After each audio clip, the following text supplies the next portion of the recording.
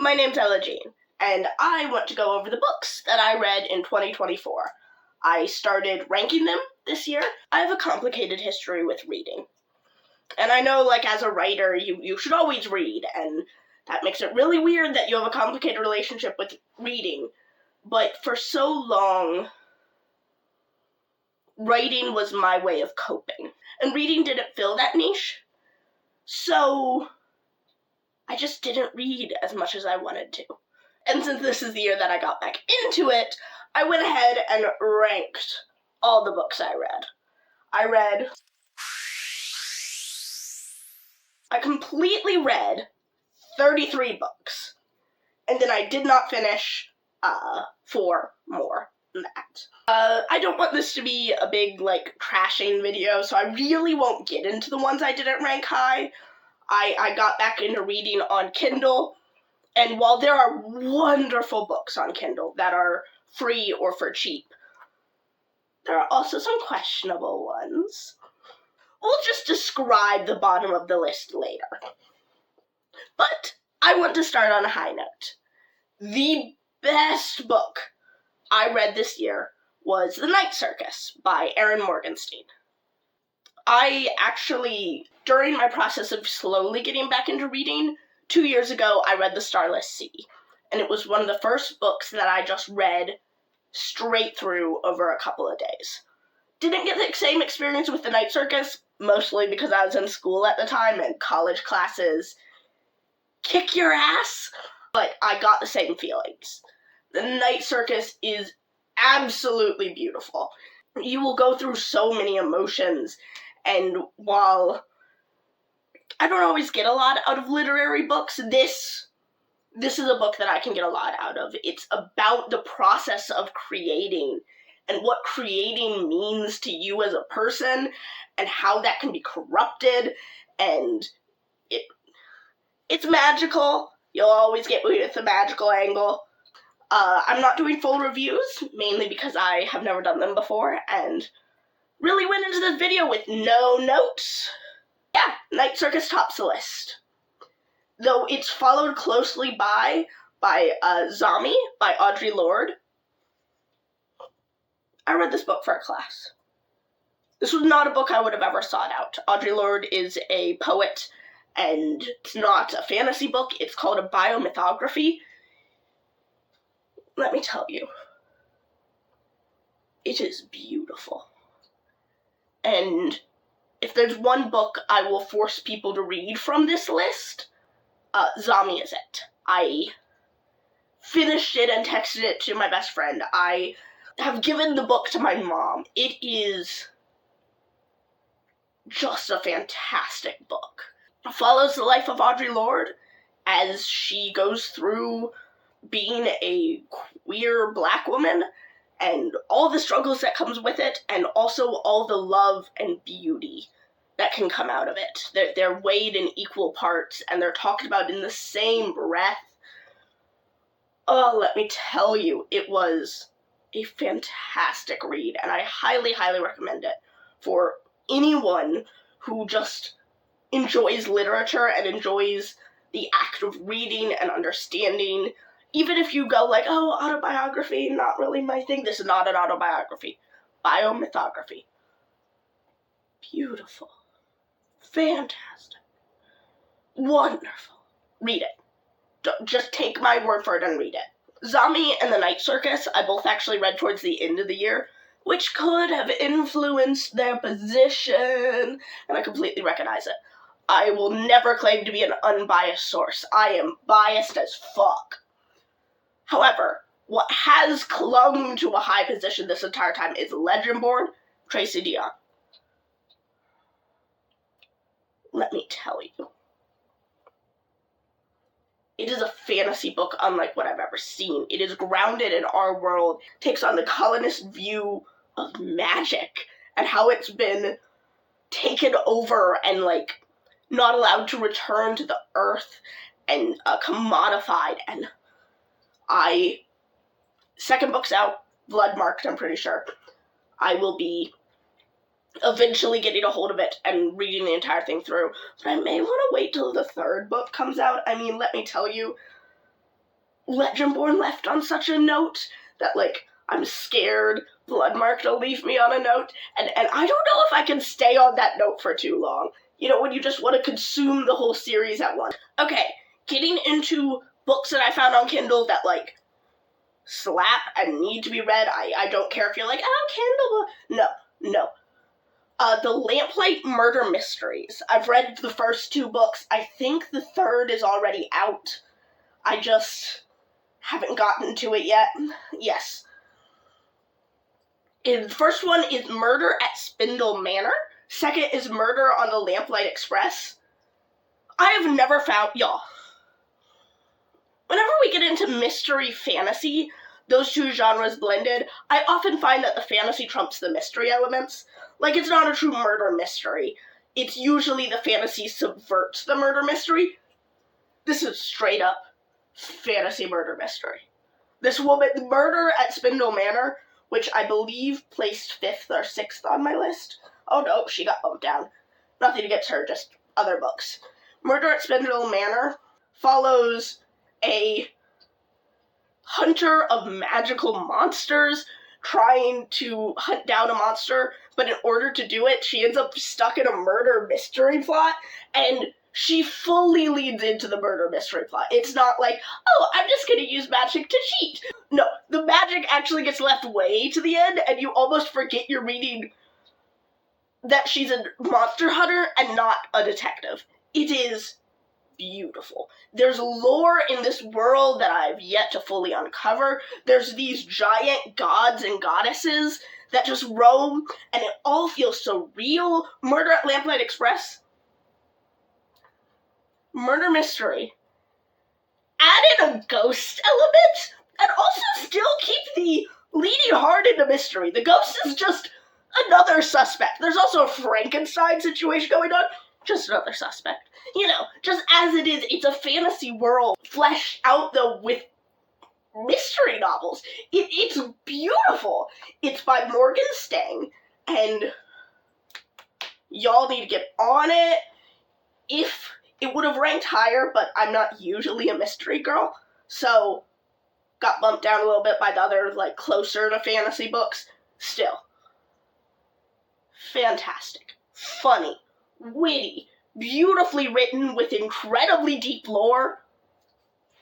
Go find it. Just under that is Lore by Alexandria Bracken. Love a book that sticks to being a single book. This is a single book fantasy. Story starts at the beginning of the book, story ends at the end of the book. It's satisfying. It's Greek mythology, but there's a pantheon where you're hunting down the gods. There's queer representation. And it's beautiful. And once again, it came out in 2021 and has not ever heard of a sequel because she is not looking for a sequel. Doesn't need a sequel. So it's a great one to just pick up, love, and then you don't have to get sucked into a new world that you, like, have to finish. Because that's totally a problem of mine. I can very rarely read books back to back because then I, like, am daunted by, oh my god, so many words, and, like, you know, you get lost in it, but then you, like, pull yourself back and you don't know where you've been for the last 6 weeks, and all of a sudden you realize you haven't eaten anything. So I usually have to break my books up. Unfortunately, that means I am not done with Legendborn, not done with the Lamplight Murders, not done with 5th season, which I'll get to in a little bit, not done with Marlon James, not done with the Gila stories. Oh fuck, how many stories just have I? Oh god. I have, like, 6 series that I only read the first book of, and I need to return to because they're wonderful and beautiful. But that's a lot of series to have all at once. So Lore fits right there, completes with just read the book, not super long, it's great. Also, up near the top, in my top 10, I guess I should do that. Top 10 still, we're still in the top 10. It's Megan O'Russell's How I Magically Messed Up My Life in 4 Freaking Days. Y'all, this series is great. It's witches, but, like, someone uploaded their grimoire onto a cell phone, and just a magic kid who doesn't realize he's a witch gets a hold of it and sets fire to shit and just runs around New York using magic that he shouldn't be able to use and, like, getting chased for it and all that. Beautiful. The wit is exactly what you want. It's YA. It's a 4-book series. Shocker, Ella hasn't read the rest of the books in the series because she just starts series when she can't seem to finish them because she's like, ooh, new thing. And her TBR just grows. I think everyone's TBR grows. I think that's just a thing. Under that is where Murder at Spindle Manor sat. Like I said, second one's a lot better. First, no hate on the first one. First one is still in the top 10. But second one is chef's kiss. At the 9th seat, and not for lack of trying, man, these top 10 are great. There's, like, no dislike. They got pushed down by a better book. It's not that they deserved a lower place, if that makes any sense. Another series that I have only read the first book of, that just seems to be my thing at this point, is The 5th Season by N.K. Jemisin. Y'all, I have had this book for forever. Don't know why I haven't picked it up before then. Actually, I do know why. It's depression. But shoot me, I guess. No, that sounds really bad after saying it's depression. 5th Season, N.K. Jemisin. It is sci-fi and fantasy and apocalyptic mythology in a world that we just don't have access to. It's fantasy apocalypse. You learn the science of these people who can control earthquakes in a world that is basically built on fault lines, and it starts by saying, civilizations have come and gone. They've always rebuilt. But not this time. This will be the last. There's literally fallen civilizations that have, like, put obelisks in the fucking sky, but no one knows what it is because the civilization's gone. It'd be like the pyramids, but no one knowing what the pyramids are, they're just there. Told from 3 perspectives across 3 different times. Y'all! And if you want, like, this not to just be my opinion, she's the first person to get the Hugo Award for all 3 books in the series. All 3 books. Won for 3 years in a row. That's a book to read. Okay, I'm just gonna put this in here for Ella to fix later, like editing Ella. Their Eye for Watching God was at number 4. I had a very strong emotional reaction to it, especially the ending of the book. It's like a classic at this point. It's from the 40s. Watch me be completely wrong about that. Zora Neale Hurston, 1937. It's a fantastic book. Anyway, sorry. Really just forgot to mention her because I didn't think I was going to be going book by book, but then I got very excited about my books. I like reading, y'all. I like books. That's what you're on this channel for, so you better like books too. At number 10, rounding out the list, is a book I'm a bit embarrassed to have on this list. It's Cormac McCarthy's The Road. Now, I read this in a college class, and when I picked it up, I skimmed through and learned the whole Cormac McCarthy doesn't use punctuation right, and doesn't use quotation marks, and all that. And I skimmed through it, and I told everyone who would hear me, this is bullshit. This is, like, such a bad trope. I hate modernism where classical writers would just do whatever they thought necessary. This is gonna be a horrible book. It's a great book, y'all. It's a great book. It's modern myth-making, and that's why there aren't quotations, because it doesn't matter if it was spoken. It doesn't matter who it was spoken by. The characters have been reduced to archetypes as a man and his son attempt to survive the apocalypse.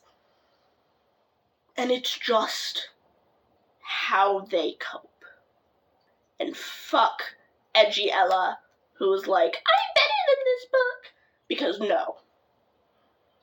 That's why you should always read your classics, people. Because they're classics for a reason. Shocker! I'll do what you guys probably want. which is I will summarize the books in the bottom, but I will not give them names. The bottom 10 books are all Kindle books. Books that I got for either cheap or free in Kindle bundles. And don't get me wrong, I have Kindle books up near the top. How I Magically Messed Up My Life in 4 Friggin' Days. The Lamplight Murder series. I have Gila, and it's a book that follows a villain basically wanting to kick the ass of her ex-magic teacher, but it's definitely framed as the ex-girlfriend. Like, that's the whole joke. I love self-published books. I love reading self-published and independently published books. There is a lower barrier of entry, and that is where my bottom 10 fell. So I'm not going to be naming names. I'm not going to be giving you the author name or the name of the book, so they're just going to be left anonymous, but I will summarize some of the worst. Before we get into that, I do have some that just missed the top of the charts. There is Black Leopard, Red Wolf by Marlon James. It is a glorious book that I'm pretty sure is going to be part of a series where each book is the same story told through a different character's lens, and all the characters basically hate each other. It's African-inspired, beautiful, fantastic. Also up there is Wish Hunter by Hero Bowen and Jordan Riley Swan. Beautiful. It's set in Savannah, Georgia, where you can buy and sell wishes, but each person only gets 3 in their lifetime, so it's turned into a black market gambling ring. Fantastic! In the middle of all this, I have Frankenstein, Mary Shelley. If I have to summarize that one, you've done fucked up. Then we get into the book I was just describing. Gila, Evil Sorceress at Large, Laura Brisbois. Fantastic. It's the one with the, basically evil witch character trying to defeat her even more evil mentor, not for being good, but because her husband cheated on her with him. I'm pretty sure that was the plot. Great. It's a series. Rounding out the list of my rapid-fire ones is The Guild of Stories by Jewel Gomez. It is speculative fiction, vampire novel across 100 years with black lesbian vampires. If I need more summary of that than you're missing out. Under that, we start getting into the ones that were just boring. They either were well written but really didn't click with me. They weren't my type of fantasy. They weren't my type of story. I have some up there that are like high romance. Ace Arrow, that whole thing. I'm very supportive of queer romance, but even then, y'all, I don't read romance for a reason, and I will clap from the sidelines when queer people get the same romance tropes. Yes, go girl, you got what we're working towards equality. I probably won't read it though. Y'all, I can't do romance tropes, gay or straight. Don't sit here in the corner and be like, but it's lesbians who have the only one bed trope. I'll be like, click off. Sorry. Just isn't for me, but they're all good books. There's a vampire one up there that just wasn't really what I needed. A story that was like a fantasy cozy novel where they were like tending to an abbey that had dragons, I think. Just wasn't my cup of tea. All good books. Then I'm really gonna focus on the bottom 8. The 2 before it just really didn't click with me. One was a dark fantasy that was a horror element fantasy. I don't do horror real well, so it freaked me out. And the other one was just a fantasy that had this whole world that just didn't mesh with me, so it got very repetitive. Both of those were on me. Bottom 8 get interesting, though. Starting with the reason Kindle books and independently published and self-published books get a bad name. They clearly edited it themselves with maybe only 1 or 2 edits. And you may go, Ella, that's very cruel.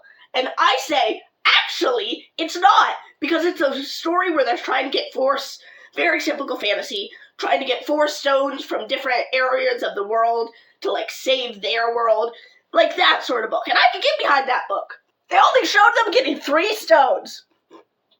Yeah, the 4th one, just by the time they were getting the 2nd stone, they had a 3rd.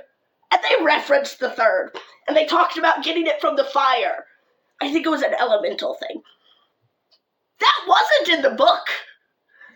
She had deleted that at some point, or edited it out, or rearranged something, and forgot to remove the dialogue referring to it. Yeah, I don't feel bad not liking that one. Unfortunately, down here is also ones that I'm pretty sure were just misogynistic. One that felt like you were on an acid trip. It was portrayed as a fantasy book, but there was no fantasy in it.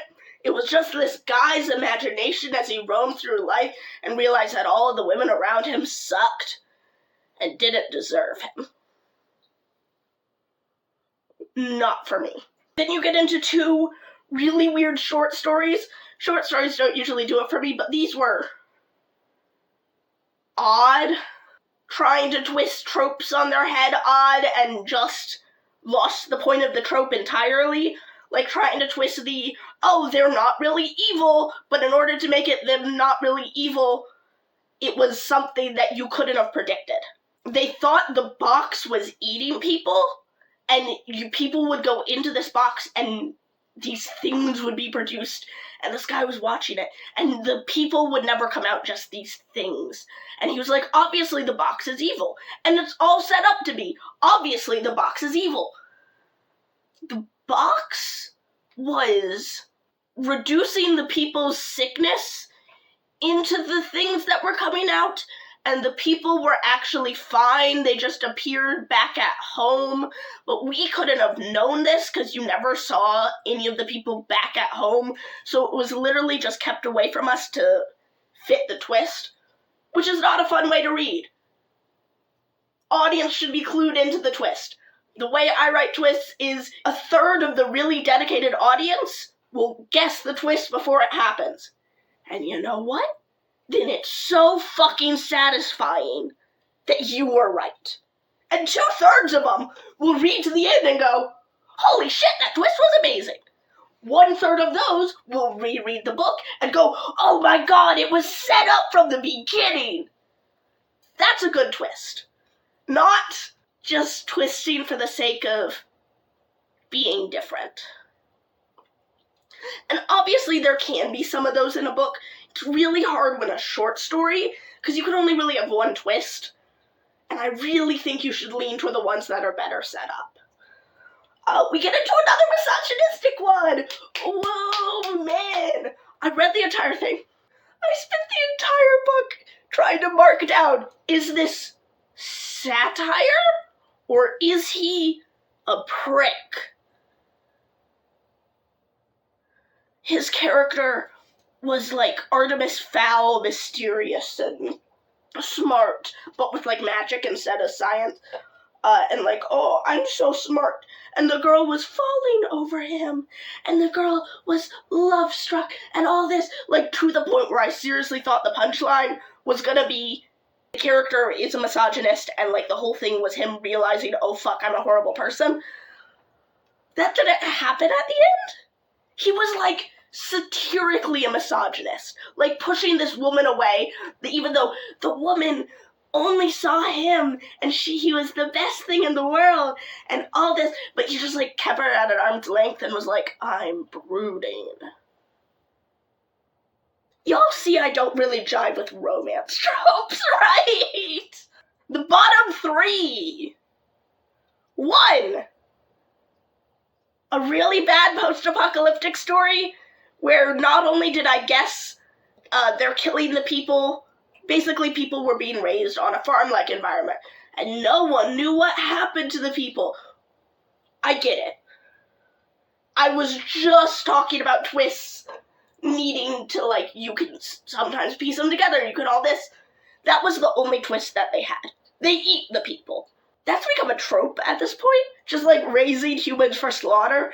And like, They thought they had it all. They were building this up. Like, oh, no one knows. Maybe they're saved. No, they're eating people. Shocker. Second to last. I really feel bad. The bottom two are like queer novels. Y'all, we've made it. Queer novelists can be just as bad as straight novelists. One was a weird romance plot that was lesbians. You know, like in romance, how like sometimes the man will like do something completely against what the woman wants, but like do it to save her, and we hate it. It was that with lesbians. Guess what? I still fucking hate it when it's a woman telling her wife that you have to do this thing and to save you, despite the fact that it's not something the wife even wanted, and she spends the end of the novel mourning it. Lightning round for the DNFs. A lot of them were just triggering. 3 of them were just personally triggering with my own mental illness. I'm schizophrenic, and I really struggle reading stories that include hallucinations and it's not clear if things are reality and not. That was 2 of them. Just literally on me. The other 2 were just boring. Like, seriously. You read them, and I was like, where is this going? And eventually I was like, I could just stop this book. And I stopped the book, and I haven't thought of them since. Until looking at them at this list. I actually forgot I had started one of them. Last book. Queer romance.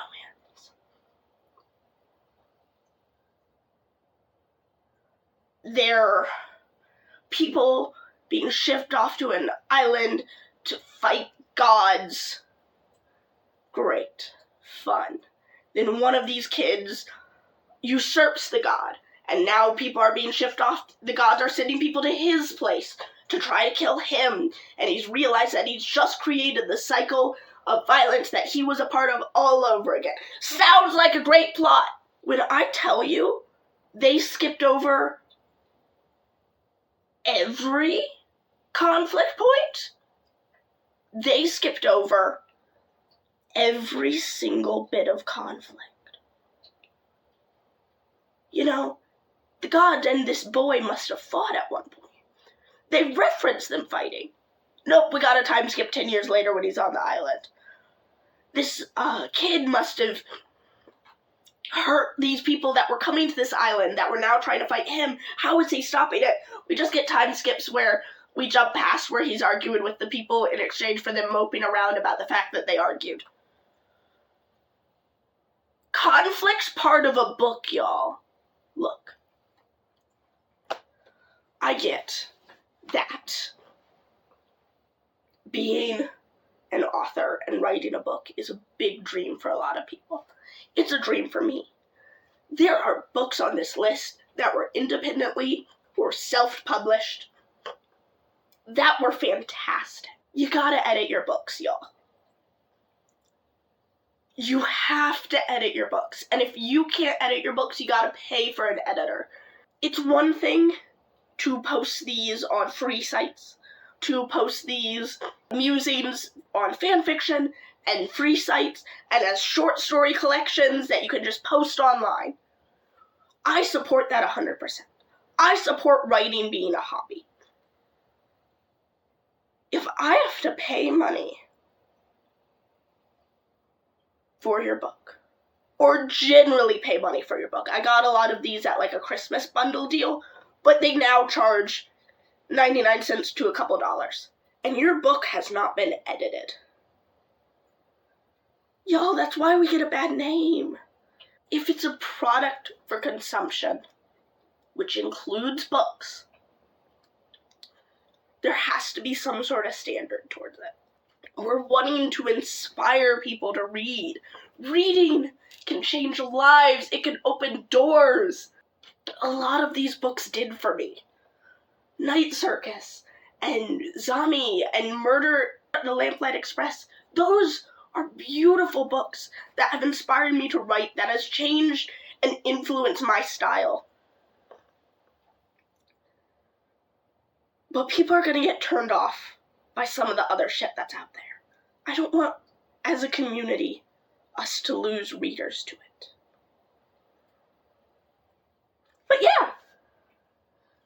Off of that note, it was wonderful to get back into reading this year. I hope to read more books next year. You know how it is. I have an ever-growing TBR from series started in 2024 that now I need to finish in 2025. Plus all the new books. Give me your recommendations down below.